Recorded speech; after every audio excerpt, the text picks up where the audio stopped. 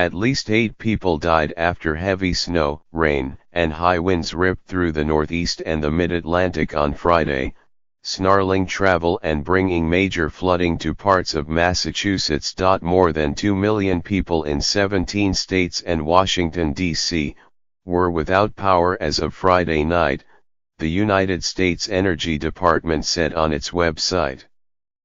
By about 9:30 p.m.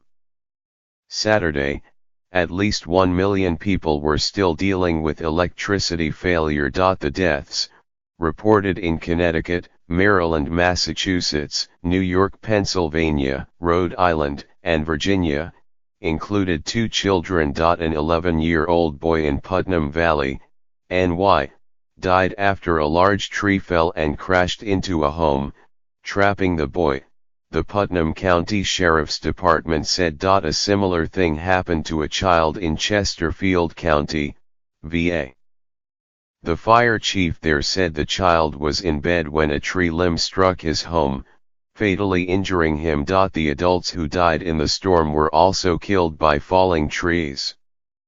In Massachusetts, it took more than 4 hours to extricate a man who was killed when a large tree fell on his car on Friday during the height of the storm, Warren Borsari, the fire chief in Plimpton, Massachusetts, said in a phone interview. In Upper Merion Township, PA, a 40-foot portion of a tree fell, crushing a car and killing a man inside it, the police chief there said. The storm's effects were felt as far south as Georgia and as far north as Maine. In Rhode Island, the winds were so severe that officials shut down the Newport Bridge. In New York City, most flights were grounded for a time on Friday afternoon. In the Washington suburbs, downed trees were strewn across the streets. Weather officials said more than 3 feet of snow blanketed some parts of New York State on Friday. Meteorologists confirmed Friday that the storm had become the second bomb cyclone in 2 months. The name essentially derives from how quickly the barometric pressure falls. Coastal flooding damaged homes, closed roads, and sent at least 1 car floating down a street. Many areas of New England got 2 to 4 inches of rain. In Quincy, Massachusetts, there were more than 100 rescues on Friday as floodwaters drove people from their homes, the television station WBZ reported. As far as a coastal storm, this is the worst since the blizzard of '78, said Mayor Thomas Cook of Quincy. Across the board this is the most damaging, and I'm very concerned about the infrastructure damage. Gov. Charlie Baker of Massachusetts activated the National Guard, which mobilized 53 vehicles to help assist with evacuation and rescue efforts. In Pennsylvania, Gov. Tom Wolf activated the National Guard on Friday to respond to the severe weather in the eastern part of the state, where Monroe County, in the Poconos about 80 miles northwest of New York City, was hit with nearly 2 feet of snow and wind gusts that knocked electrical wires and trees into the roads.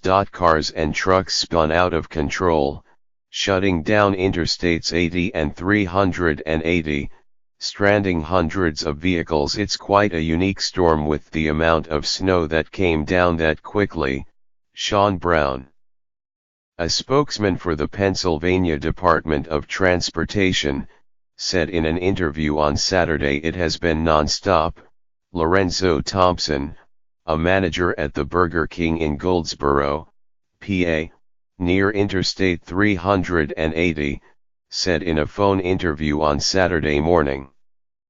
I have not stopped taking orders since 7:30 a.m. One bus passenger, Angie Quartz, told WPXI on Saturday that said she had been on the vehicle on Interstate 80 since Friday afternoon. They said that we were stuck due to accidents in the road, she said. State troopers brought her and the other passengers some water as they continued to wait, She said. Travel ground to a halt elsewhere as more than 3,000 flights were cancelled and more than 3,500 others were delayed across the country on Friday, many at coastal airports in the storm's path, according to FlightAware.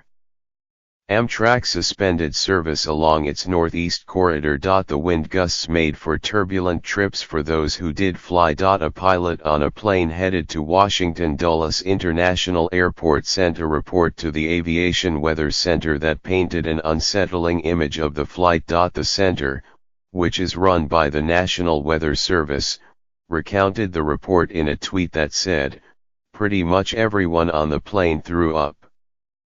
Pilots were on the verge of throwing up." As conditions began to improve in the Northeast and Mid-Atlantic, winds and coastal flooding remained a concern.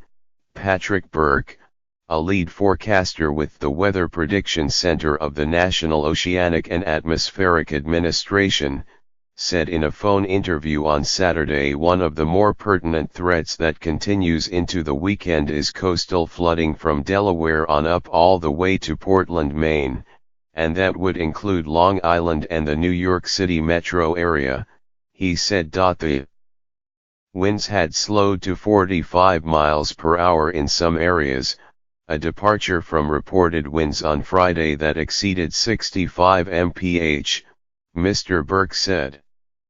The highest recorded gusts were 93 mph in Barnstable, Massachusetts. On the heels of the Noreaster, a modest-sized storm will be making its way across the Rockies and Central Plains, eventually arriving in the Northeast on Wednesday. Tony Fracasso, a meteorologist for the National Weather Service, said in a phone interview it doesn't look like it's going to be as strong as the one that just went through yesterday, he said, but it will bring at least a few inches of snow in the interior regions of the Northeast, and more rain to the coastal areas. There's always the potential for something stronger than what we're forecasting, he added.